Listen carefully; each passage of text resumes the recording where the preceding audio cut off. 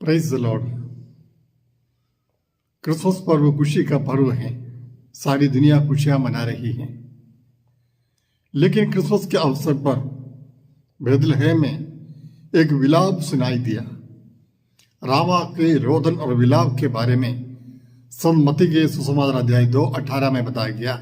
हेरोद को जब यह पता चला कि ज्योतिषियों ने उन्हें धोखा दिया है, उन्होंने आज्ञा निकाली कि सारे बच्चों को मरवा डाले। उसके विषय में वचन कहता है, रामा में रुदन और दारुण विलाप सुनाई दिया। राखेल अपने बच्चों के लिए रो रही है और अपने आंसू किसी को पहुंचने नहीं देती, क्योंकि वे अब नहीं रहे हैं। ये रोदन और विलाप आज भी सुनाई दे रहे हैं। आज भी अनेक बच्चों का कत्ल हो रहा है, लेकिन बेथलेहम में नहीं, हमारे जीवन में ही है। जब एक मां के उदर में बच्चा का कत्ल होता है, भ्रूण हत्या के रूप में उस बच्चा का वध किया जाता है, उसकी पुकार स्वर्ग तक पहुंचती है। हाँ प्यारे भाइयों बहनों, संसार में आज हजारों संख्या में बच्चों की हत्या हो रही है।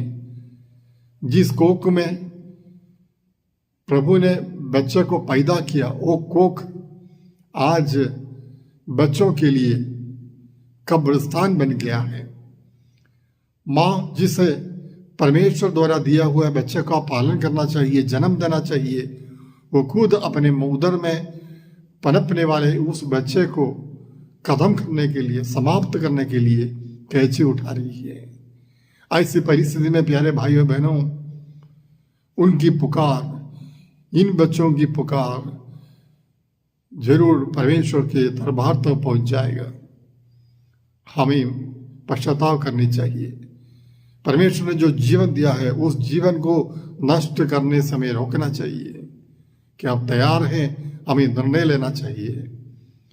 हेरोद ने सत्ता के लिए बच्चों की हत्या की है, तो आज लोग पति पत्नी अपनी सुविधाओं के लिए,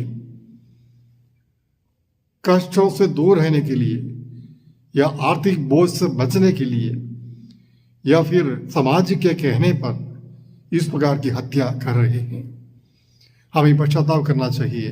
हमें प्रभु से प्रार्थना करना चाहिए इन बच्चों के लिए, इन माँ के उदर में कत्ल होने वाले, माँ के उदर में प्राण त्यागने वाले, जिन्हें पैदा होने का कोई हक ही नहीं मिल रही है, उन बच्चों के लिए हमें परमेश्वर के पास आंसू बहाकर प्रार्थना करनी चाहिए। प्रभु हम सबको आशीष दे। पिता, पुत्र और पवित्र आत्मा के नाम पर आमीन।